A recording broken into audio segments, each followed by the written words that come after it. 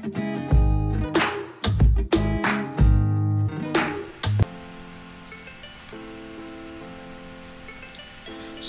warahmatullahi wabarakatuh. Hi everyone, welcome back to my channel Investor Happy.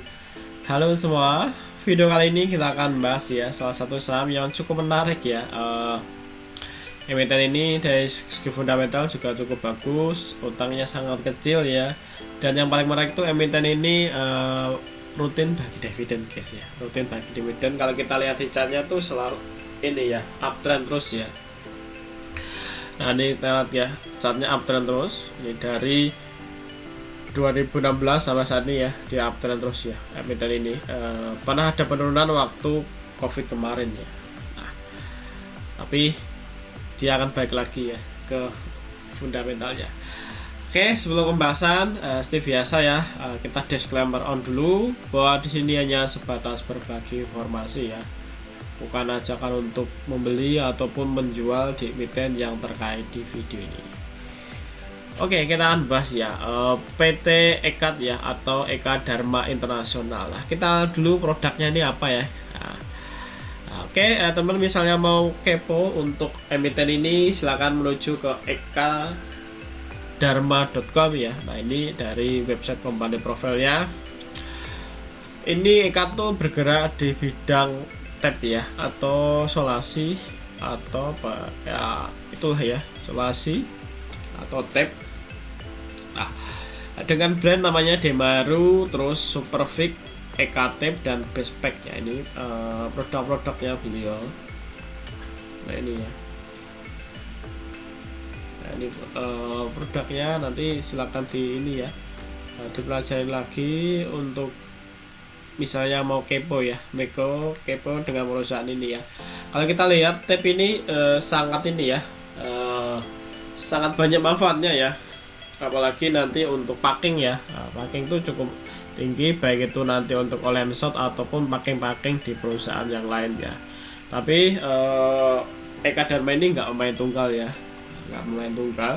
Kenapa? Kan banyak juga ya tab ini atau lakban atau solasi ini yang ini ya, barang masuk dari impor ya. Ini banyak juga yang banjir di Indonesia.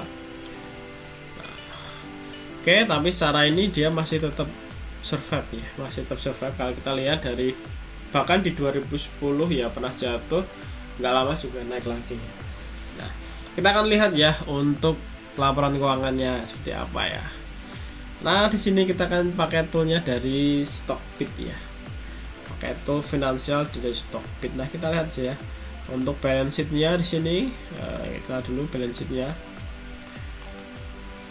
Nah, Ekat ini punya aset sekitar 1,1 ya. Nah, 1,1. Kalau kita lihat ini dari 2010 cukup ini ya, naik juga ya untuk ininya. Nah, kita lihat ya. Dari 2019 ya, di sini akan tergambarkan ya bahwa perusahaan ini tumbuh ya. Dari 2019 ini naik ya, walaupun naik turun tapi dia selalu ini ya, naik ya. Nah, ini dari segi aset juga naik ya. Kita lihat ya, untuk liabilitasnya ini kecil ya guys ya.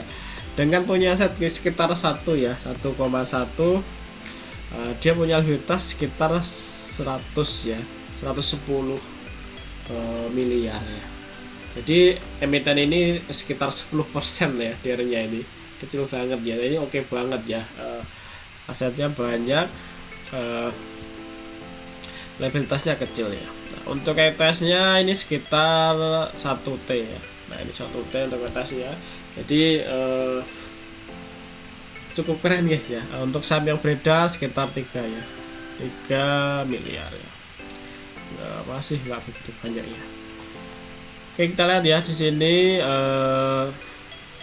price to book-nya 0,97 ya. Jadi ini di bawah ya, di bawah 1 PBB-nya ya. Menarik guys ya, di bawah 1 PBB-nya ya. Nah, lihat ya di sini total equity segini. Nah, kita lihat untuk financial health-nya ya. Di sini DER-nya 0,02.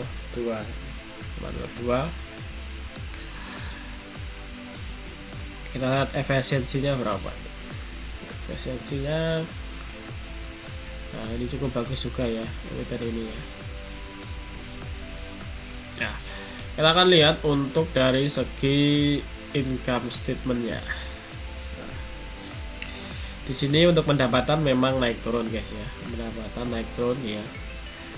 Yang paling terbagus memang di 2019 ya, itu hype-nya dari ekonomi ya. Memang semenjak turun tuh ketika COVID ya, 2022 sedikit naik, 23 ini lagi ya.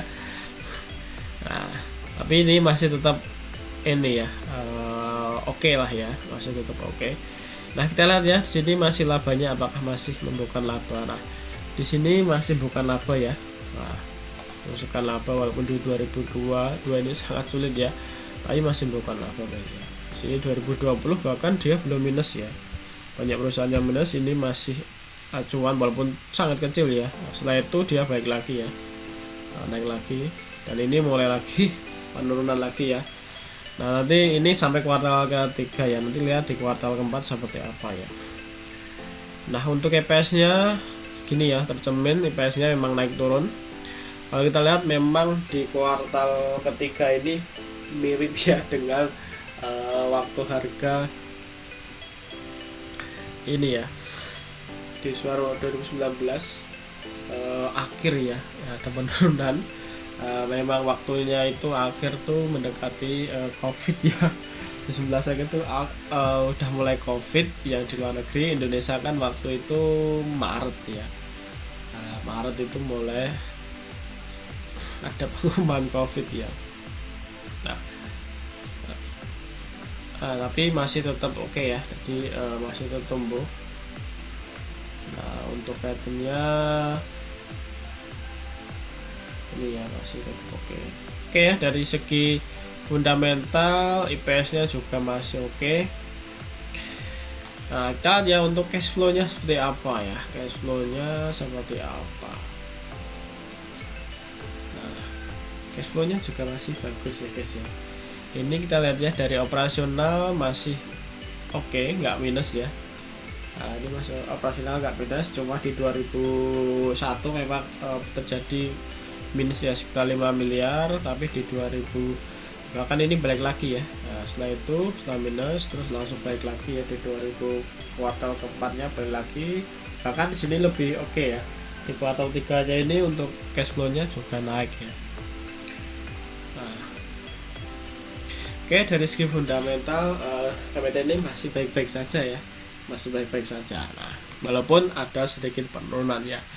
Nah, kita lihat secara teknikal. Nah, secara teknikal ini ya, dia selalu naik ya. Bahkan kalau kita tarik dari 2015 ini uptrend ya. Kalau kita tarik dari 2020 sama ya, ini juga uptrend. Ini kita waktu terjadi COVID itu ya, Maret. Sama saat ini, sama hari ini kan juga Maret ya. Apakah nanti setelah bulan ini akan rebound naik? Nah, kita lihat lagi ya. Nah, sekilas ya harganya masih sideways aja. Emiten ini enggak ini ya, naiknya enggak signifikan kayak emiten lain ya. Bisa naik bisa 10%, 20%, enggak. Di situ rata-rata cuma 0, berapa persen, 3% gitu ya. Enggak nemu ya saya itu emiten ini arah. Saya saja nggak menunggu arah, cuma naiknya tuh terus-terusan ya, terus-terusan tahu-tahu udah banyak gitu ya. Cuma butuh waktu beberapa bulan atau beberapa hari ya di sini ya. Contoh kayak gini ya, kalau kita tarik di sini, ini start dari Mei ya, ini Juni, jadi Mei hampir sebulan ya, 17 Mei sampai 18 Juni, jadi hampir sebulan ya. Nah, ini sekitar 43%, 44% ya, sekitar 45%. Ini selama sebulan ya. Nah, memang kalau ya teman suka yang nyari cepat-cepat ini nggak cocok ya. Cuma yang nyari pelan, tahu-tahu naik segitu ya. Nah, sebulan naik 50% tuh ini ya, bisa dijadikan untuk pantauan ya. Nah, dan menariknya tuh emiten ini rutin bagi dividen ya. Ini rutin hampir bagi dividen ya. Dan ini bagi dividennya rata-rata di bulan Agustus ya, Agustus, September, September ya, seperti ya, Mei ya, jadi Agustus. Nah, kalau kita lihat ya, 3 tahun ini dia baginya di bulan Agustus ya. Jadi silakan aja dipantau teman ya, mendekati bulan tersebut. Sebelum COVID itu rata-rata di bulan Mei ya, tapi setelah COVID dia di bulan Agustus atau September itu. Jadi silakan dipantau kalau memang ini. Dan menariknya lagi ya, emiten ini tuh setelah bagi dividen ya, memang drop ya, tapi nggak lama setelah itu akan balik lagi. Nah, ini juga sama, drop ya, drop. Nah, setelah itu balik lagi. Nah, itu ya. Dan lagi ya, ini nggak cocok untuk yang suka cepat-cepat ya. Tapi kalau mau sabar di sini, kemungkinan ya, kalau ini masih baik-baik saja, ekonomi kita masih semakin tumbuh, saya rasa emiten ini masih tetap survive ya. Saya rasa masih survive ya. Nah ya, untuk belinya di mana? Nah, belinya terserah temen ya. Pakainya gimana? Nah, kalau teman sini kan ada beberapa support ke tes ya di area sini. Ini balik lagi ya. Nah, ini di area support ini ya. Ini kan di area sekitar 260-an ya. 260. Nah, nyentuh ini balik lagi ya, nggak tahu ini kayak cukup kuat juga ya. emiten ini nyentuh ini balik lagi. Ini balik lagi.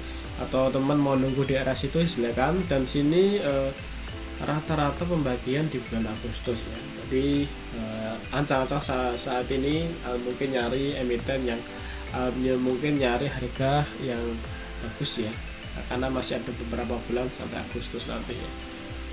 Nah, atau mau nunggu di sini ya silakan temen ya. Oke, kurang lebih seperti itu ya untuk bagi informasinya untuk emiten EKAD ya, atau saham EKAD ya, atau EKAD Dharma Internasional ya. Oke, terima kasih semua yang sudah nonton video ini. Kalau ada pertanyaan, kalau ada request, silahkan aja ditulis di kolom komentar. Oke, sampai ketemu di video berikutnya. Happy cuan and happy investor. Bye bye.